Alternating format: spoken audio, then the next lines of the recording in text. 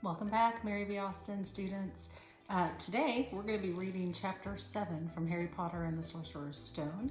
Chapter 7 is called The Sorting Hat, and I just so happen to have the sorting hat here with me.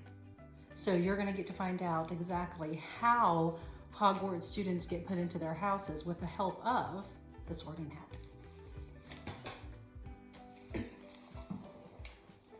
The door sprung open at once. A tall, black-haired witch in emerald green robes stood there.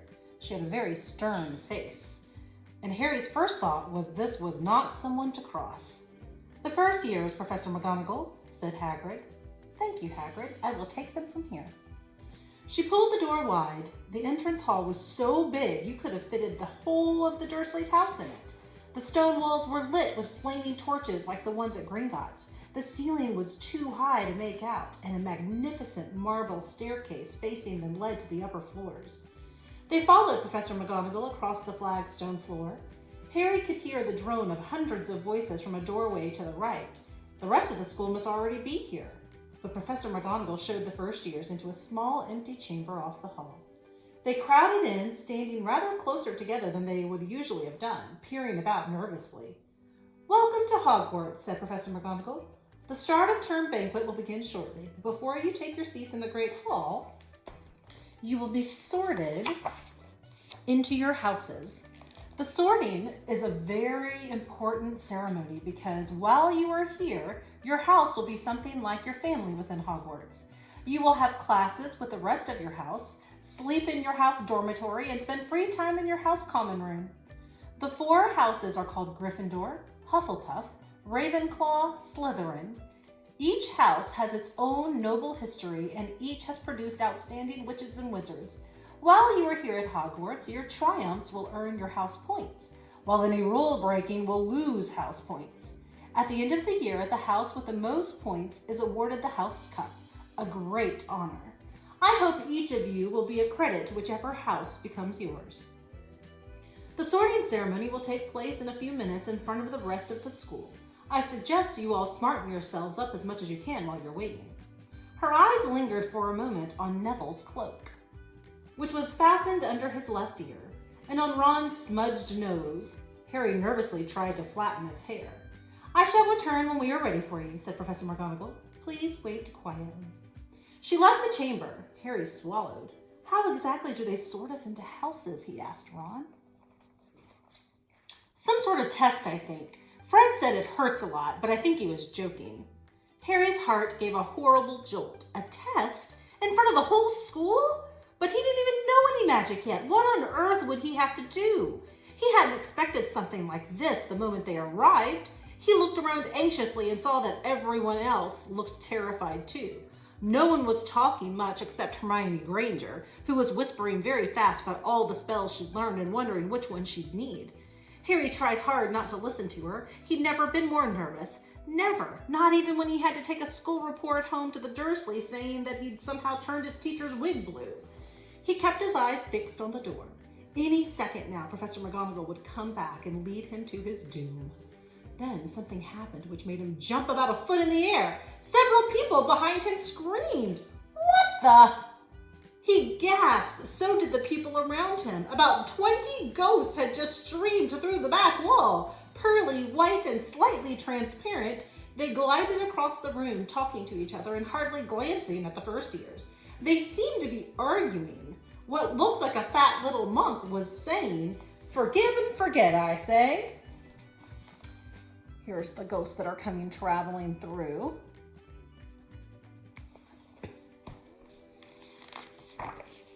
"We ought to give him a second chance." "My dear Friar, haven't we given Peeves all the chances he deserves? He gives us all the same bad name, you know, and he's not really even a ghost, I say. What are you all doing here?" A ghost wearing a ruff and tights had suddenly noticed the first years. Nobody answered. "New students," said the fat friar, smiling around at them. "About to be sorted, I suppose." A few people nodded mutely. "Hope to see you in Hufflepuff," said the friar. "My old house, you know." "Move along now," said a sharp voice. "The sorting ceremony is about to start." Professor McGonagall had returned. One by one, the ghosts floated away through the opposite wall. Now form a line, Professor McGonagall told the first years, and follow me. Feeling oddly as though his legs had turned to lead, Harry got into line behind a boy with sandy hair, with Ron behind him, and they walked out of the chamber, back across the hall and through a pair of double doors into the great hall. Harry had never even imagined such a strange and splendid place. It was lit by thousands and thousands of candles which were floating in midair over 4 long tables, where the rest of the students were sitting. These tables were laid with glittering golden plates and goblets. At the top of the hall was another long table where the teachers were sitting. Professor McGonagall led the first years up here, so that they came to a halt in a line facing the other students, with the teachers behind them. The hundreds of faces staring at them looked like pale lanterns in the flickering candlelight. Dotted here and there among the students, the ghosts shone misty silver. Mainly to avoid all the staring eyes, Harry looked upwards and saw a velvety black ceiling dotted with stars. He heard Hermione whisper, "It's bewitched to look like the sky outside. I read about it in Hogwarts A History." It was hard to believe there was a ceiling there at all, and the great hall didn't simply open onto the heavens. Harry quickly looked down again as Professor McGonagall silently placed a 4-legged stool in front of the first years. On top of the stool, she put a pointed wizard's hat. This hat was patched and frayed and extremely dirty. Aunt Petunia wouldn't have let it in the house. Maybe they had to try and get a rabbit out of it. Harry thought wildly that seemed the sort of thing. Noticing that everyone in the hall was now staring at the hat, he stared at it too. For a few seconds, there was a complete silence. Then the hat twitched. A rip near the brim opened like a wide mouth, and the hat began to sing. "Oh, you may not think I'm pretty, but don't judge on what you see. I'll eat myself if you can find a smarter hat than me. You can keep your bowlers black, your top hat sleek and tall, for I'm the Hogwarts sorting hat, and I can cap them all. There's nothing hidden in your head the sorting hat can't see. So try me on, and I will tell you where you ought to be. You might belong in Gryffindor, where dwell the brave at heart. The daring nerve and chivalry set Gryffindors apart. You might belong in Hufflepuff, where they are just and loyal. Those patient Hufflepuffs are true and unafraid of toil. Or yet in wise old Ravenclaw, if you've already mind, where those of wit and learning will always find their kind. Or perhaps in Slytherin, you'll make your real friends. Those cunning folk use any means to achieve their ends. So put me on, don't be afraid, and don't get in a flap. You're in safe hands, though I have none, for I'm the thinking cap." The whole hall burst into applause as the hat finished its song. It bowed to each of the 4 tables, then became quite still again. "So we've just got to try on the hat?" Ron whispered to Harry. "I'll kill Fred. He was going on about wrestling a troll." Harry smiled weakly. Yes, trying on the hat was a lot better than having to do a spell, but he did wish that he could have tried it on without everyone watching. The hat seemed to be asking rather a lot. Harry didn't feel brave or quick-witted, or any of it at the moment. If only the hat had mentioned a house for people who felt a bit queasy. That would have been the house for him. Professor McGonagall now stepped forward, holding a long roll of parchment. "When I call your name, you will put on the hat and sit on the stool to be sorted," she said.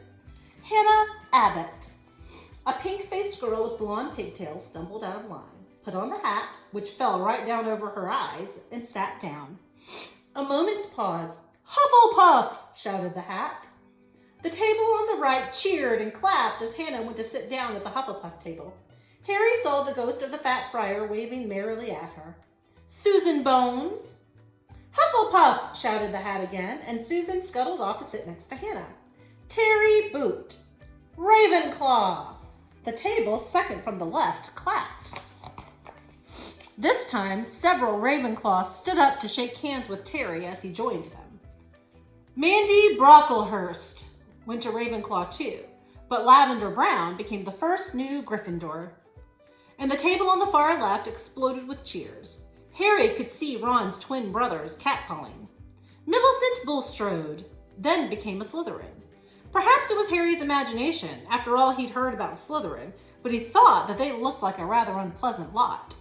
He was starting to feel definitely sick now. He remembered being picked for teams during sports lessons at his old school. He had always been last to be chosen. Not because he was no good, but because no one wanted Dudley to think that they liked him. Justin Finch Fletchley, Hufflepuff.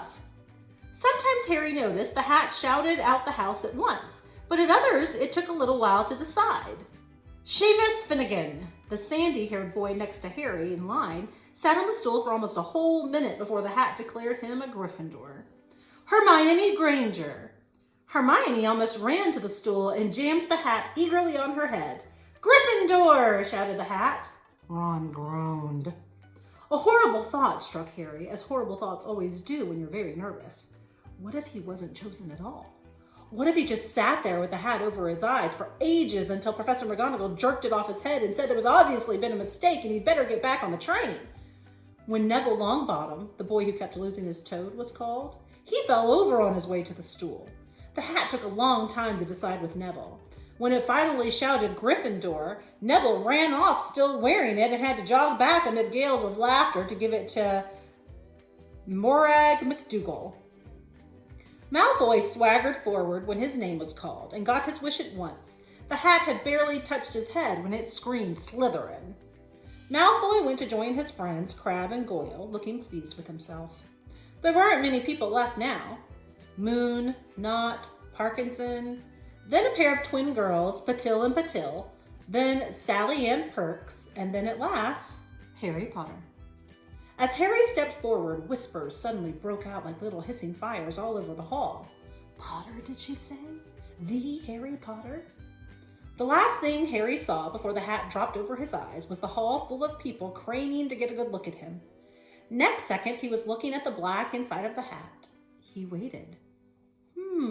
Said a small voice in his ear. There's an up-close picture of the sorting hat there on Harry's head. Difficult, very difficult. Plenty of courage, I see. Not a bad mind either. There's talent. Oh my goodness, yes. And a nice thirst to prove yourself. Now that's interesting. So where shall I put you? Harry gripped the edges of the stool and thought, not Slytherin, not Slytherin. Not Slytherin, eh? Said the small voice. Are you sure? You could be great, you know.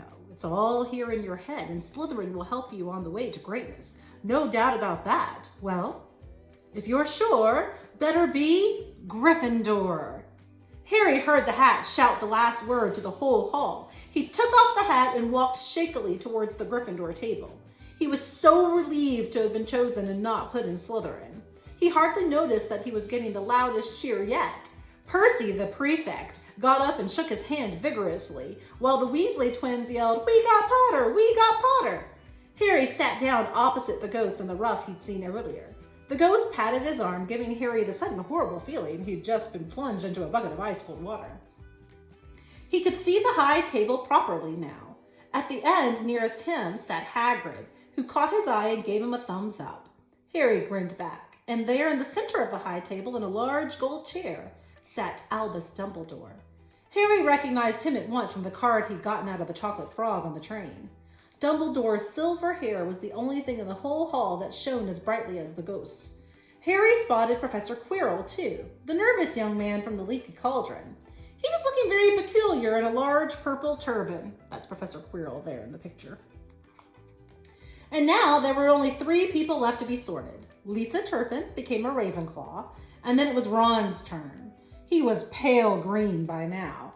Harry crossed his fingers under the table, and a second later the hat shouted, Gryffindor! Harry clapped loudly with the rest as Ron collapsed into the chair next to him. Well done, Ron. Excellent, said Percy Weasley pompously across Harry as Blaise Zabini was simply made a Slytherin. Professor McGonagall rolled up her scroll and took the sorting hat away. Harry looked down at his empty gold plate. He had only just realized how hungry he was. The pumpkin pasties seemed ages ago. Albus Dumbledore had got to his feet. He was beaming at the students, his arms opened wide as if nothing could have pleased him more than to see them all there. Welcome, he said. Welcome to a new year at Hogwarts. Before we begin our banquet, I would like to say a few words, and here they are. Nitwit, blubber, augment, tweak. Thank you. He sat back down. Everybody clapped and cheered. Harry didn't know whether to laugh or not. Is he a bit mad? He asked Percy uncertainly. Mad, said Percy airily. He's a genius. Best wizard in the world. But He is a bit mad, yes. Potatoes, Harry? Harry's mouth fell open. The dishes in front of him were now piled with food. He had never seen so many things he liked to eat on one table. Roast beef, roast chicken, pork chops, lamb chops, sausages, bacon and steak, boiled potatoes, roasted potatoes, chips, Yorkshire pudding, peas, carrots, gravy, ketchup, and for some strange reason, mint humbugs. The Dursleys had never exactly starved Harry, but he'd never been allowed to eat as much as he'd like. Dudley had always taken anything that Harry really wanted, even if it made him sick. Harry piled his plate with a bit of everything except the humbugs and began to eat. It was all delicious. That does look good, said the ghost in the ruff sadly, watching Harry cut up his steak. Can't you? I haven't eaten for nearly 500 years, said the ghost, and I don't need to, of course, but one does miss it. I don't think I've introduced myself. Sir Nicholas de Mimsy Porpington at your service, resident ghost of Gryffindor Tower. I know who you are, said Ron suddenly. My brothers told me about you. You're nearly Headless Nick. I would prefer that you call me Sir Nicholas de Mimsy, said the ghost began stiffly, but sandy-haired Seamus Finnegan interrupted. Nearly headless? How can you be nearly headless? Sir Nicholas looked extremely miffed, as if their little chat wasn't going at all the way he wanted. Like this, he said irritably. He seized his left ear and pulled. His whole head swung off his neck and fell onto his shoulder as if it was on a hinge. Someone had obviously tried to behead him, but not done it properly. Looking pleased at the stunned looks on their faces, nearly headless Nick flipped his head back onto his neck, coughed and said, So, new Gryffindors, I hope you're going to help us win the house championship this year. This is nearly headless Nick here in the picture. Gryffindor have never gone so long without winning. Slytherin have got the cup 6 years in a row. The Bloody Baron's become almost unbearable. He's the Slytherin ghost. Harry looked over at the Slytherin table and saw a horrible ghost sitting there with blank, staring eyes, a gaunt face, and robes stained with silver blood. He was right next to Malfoy, who, Harry was pleased to see, didn't look too pleased with the seating arrangements. How did he get covered in blood? Asked Seamus with great interest. I've never asked, said nearly headless Nick delicately. When everyone had eaten as much as they could, the remains of the food faded from the plates, leaving them sparkling clean as before. A moment later, the puddings appeared. Blocks of ice cream in every flavor you could think of. Apple pies, treacle tarts, chocolatey eclairs, and jam donuts. Trifles, strawberries, jelly, rice pudding. As Harry helped himself to a treacle tart, the talk turned to their families. I'm half and half, said Seamus, but Dad's a muggle. Mom didn't tell him she was a witch till after they were married. Bit of a nasty shock for him. The others laughed. What about you, Neville? Said Ron. Well, my gran brought me up, and she's a witch, said Neville. But the family thought I was all muggle for ages. My great-uncle Algy kept trying to catch me off my guard and force some magic out of me. He pushed me off the end of the Blackpool Pier once. I nearly drowned, but nothing happened until I was 8. Great-uncle Algy came around for tea, and he was hanging me out of an upstairs window by the ankles when my great-auntie Enid offered him a meringue, and he accidentally let go. But I bounced all the way down the garden and into the road. They were all really pleased. Gran was crying, she was so happy, and you should have seen their faces when I got in here. They thought I might not be magic enough to come, you see. Great-uncle Algy was so pleased he brought me my toad. On Harry's other side, Percy Weasley and Hermione were talking about lessons. I do hope they'd start straight away. There's so much to learn. I'm particularly interested in transfiguration, you know. Turning someone into something else? Of course, it's supposed to be very difficult. You'll be starting small, just matches into needles and that sort of thing. Harry, who was starting to feel warm and sleepy, looked up at the high table again. Hagrid was drinking deeply from his goblet. Professor McGonagall was talking to Professor Dumbledore. Professor Quirrell, in his absurd turban, was talking to a teacher with greasy black hair, a hooked nose, and sallow skin. It happened very suddenly. The hooked-nosed teacher looked past Quirrell's turban straight into Harry's eyes, and a sharp, hot pain shot across the scar on Harry's forehead. Ouch! Harry clapped a hand to his head. What is it? Asked Percy. Nothing. The pain had gone as quickly as it had come. Harder to shake off was the feeling Harry got from the teacher's look, a feeling that he didn't like Harry at all. Who's that teacher talking to Professor Quirrell? He asked Percy. Oh, you know Quirrell already, do you? No wonder he's looking so nervous. That's Professor Snape. He teaches potions, but he doesn't want to. Everyone knows he's after Quirrell's job. Knows an awful lot about the dark arts, Snape. Harry watched Snape for a while, but Snape didn't look at him again. At last, the puddings too disappeared, and Professor Dumbledore got to his feet again. The hall fell silent. Ahem. Just a few more words now we are all fed and watered. I have a few start-of-term notices to give you. First years should note that the forest in the grounds is forbidden to all pupils, and a few of our older students would do well to remember that. Dumbledore's twinkling eyes flashed in the direction of the Weasley twins. I have also been asked by Mr. Filch, the caretaker, to remind you all that no magic should be used between classes in the corridors. Quidditch trials will be held in the second week of term. Anyone interested in playing for their house team should contact Madam Hooch. And finally, I must tell you that this year, the third floor corridor on the right-hand side is out of bounds to everyone who does not wish to die a very painful death. Harry laughed, but he was one of the few who did. He's not serious, he muttered to Percy. Must be, said Percy, frowning at Dumbledore. It's odd because he usually gives us a reason why we're not allowed to go somewhere. The forest is full of dangerous beasts. Everyone knows that. I do think he might have told us prefects at least. And now, before we go to bed, let us sing the school song, cried Dumbledore. Harry noticed that the other teachers' smiles had become rather fixed. Dumbledore gave his wand a little flick as if he was trying to get a fly off the end, and a long golden ribbon flew out of it, which rose high above the tables and twisted itself snake-like into words. Everyone pick their favorite tune, said Dumbledore, and off we go. And the school bellowed, Hogwarts, Hogwarts, Hoggy, Hoggy, Hogwarts, teach us something, please. Whether we be old and bald or young with scabby knees, our heads could do with filling with some interesting stuff. For now they're bare and full of air, dead flies and bits of fluff. So teach us things worth knowing, bring back what we forgot. Just do your best, we'll do the rest and learn until our brains all rot.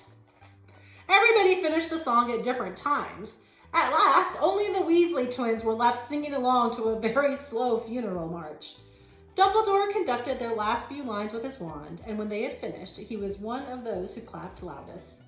Ah, music, he said, wiping his eyes. A magic beyond all we do here. And now, bedtime. Off you trot. The Gryffindor first years followed Percy through the chattering crowds, out of the great hall and up the marble staircase. Harry's legs were like lead again, but only because he was so tired and full of food.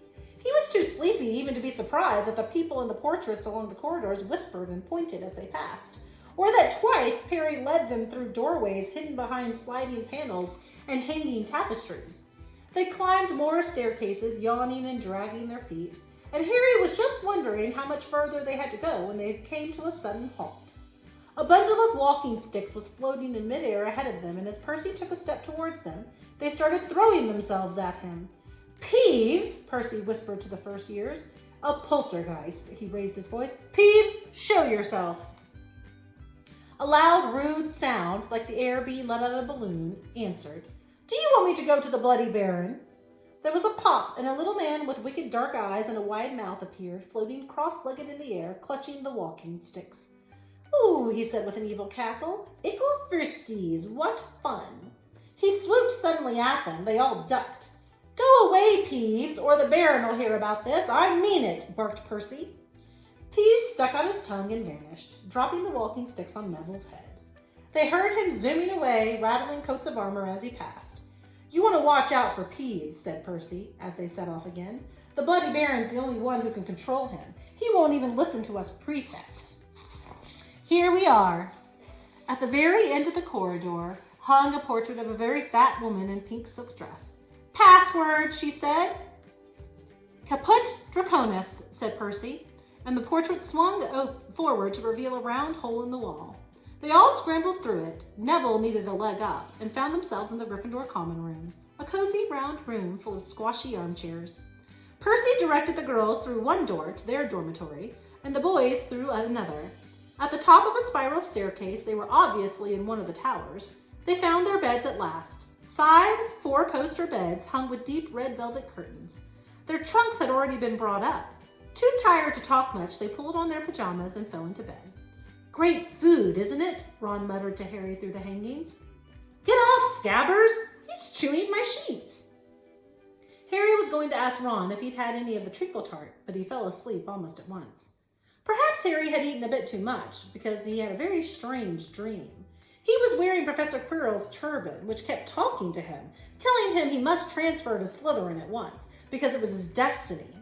Harry told the turban he didn't want to be in Slytherin. It got heavier and heavier. He tried to pull it off, but it tightened painfully. And there was Malfoy laughing at him as he struggled with it.